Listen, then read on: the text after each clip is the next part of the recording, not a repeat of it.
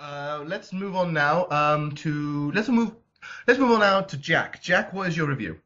Well, as I said, I saw X-Men First Class, Ooh, okay. so this is my view. And I usually write my reviews at least 10 minutes in advance, but this one, looking at the clock, is startling 2 minutes before my deadline. So I'm going to try and make this as informative as possible. Yes. So it's good. Well, this the film is what we've been clamouring for ever since the lackluster, but not without some charm, X-Men Last Stand. Mm. We're treated to a cinematic feast here, my friends, and this, in my opinion, blows all of the other X-Men films out of the water. Really? I mean, no disrespect to the gods of McKellen and Stewart, but the acting chemistry in this film between Michael Fassbender and James McAvoy is absolutely spellbinding. They steal every scene that they are in. They Wow. absolutely just they chew through everything. What do you mean chew for everything? Is it It's is it literally you believe every little thing they say because they've just got this unnerving ability to just completely suck you in. I mean, I have only seen Michael Fassbender as that British guy in Inglourious Basterds, Inglourious Bastards? Yeah. Yep. which is one of my favourite scenes of all time, anyway. And I was honestly surprised because although I am a fanboy, I do still have to go into these films objectively, and here I will list my criticisms in bullet point format. Dun dun dun. Number one, Mystique's makeup looks shoddy at times compared to the first three films. Sometimes you get a close and you think, "God, I can tell that's makeup," and you don't want that. Number two, the antagonist mutants are given little to no character development, which includes Emma Frost, disappointingly, because although she's a blonde bombshell, and I'm not going to lie, she is fit in this film, she's also known as being really intelligent and devious, and that never even came across. I mean, a little bit hinted at it, and then completely was like, oh, okay. Number three, the start of the film relies on very quick change-ups of scenes. What do you mean? What do you mean by that? Well, it's basically like because they've got to switch around to all the different characters to start off with. It's you're kind of clamoring for more of the scene that they're in. So Okay. you want them to be longer, but I understand why they did it. They've got lots of things to do and only 2 hours, 12 minutes to do it. So it's only at the start of the film. It didn't continue on, but it was very quick. I don't think it's necessarily a bad thing. I'm just pointing it out for me. I was like, well, I wanted to see a little bit more of what was happening there.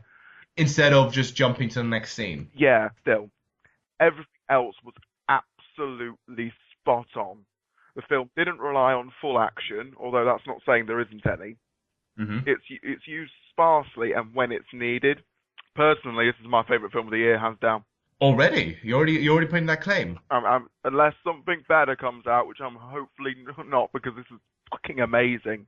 I went out to cinema, and usually I come out of cinema and I'm going blah blah blah blah blah blah blah. I Yeah. came out and I just turned to my friends and said, "What did you think?" And they were like, "Yeah, I liked it." And I was like, "Me too." And I couldn't think of anything. But I said about Mystique's makeup like about 5, 10 minutes later. But just after the film, I was just literally in awe that it was that good. Wow. Good. Wow, you're speechless. That's a first. Mm. Um, Yeah. yeah, that's a first for you. But yeah, I mean, one thing I want to ask actually about two things. Number one, this was directed by I think it was Michael Vaughan, I think it is. Matthew Vaughn, mate. Matthew Vaughan, who did the Kick-Ass movies. Hmm. Now, does this have any kind of his flair like you see like in movies like Layer Cake and Kick-Ass? Is it can you tell it's a Matthew Vaughan film? There are little hints. I'm not. There's bits of it where you think that shouldn't be in an X-Men film. It doesn't talk to kids at all. You know how the superhero movies come out and you got little nods and everything like that, and Mm. this one is very Dark Knight in its style.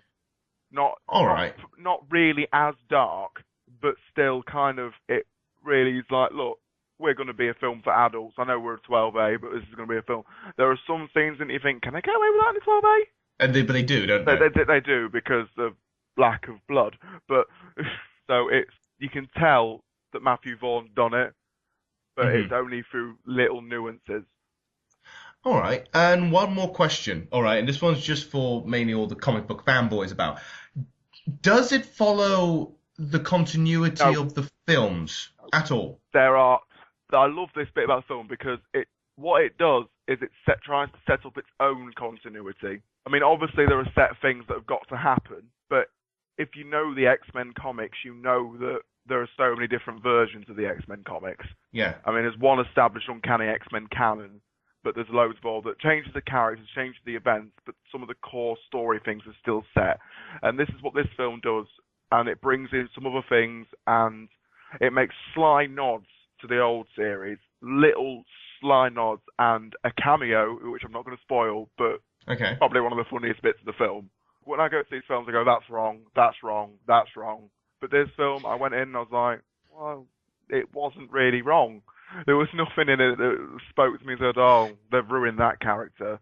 It keeps it small scale instead of going, well, here's another one, let's just throw in as many cameos as we can of mutants that you think, oh, and then ruins a character, a well-loved character, and decides, nah, fuck it, let's sew his mouth shut and give him Baraka arms.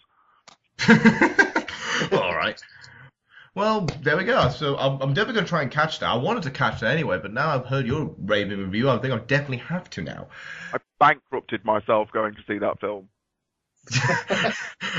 Why? Why? It's just Literally, it was my last bit of money, and I was like, I could save this to do my fun things throughout the week, like smoke, but then it was like, Yeah, I would quit cigarettes to see that. So yeah. yeah.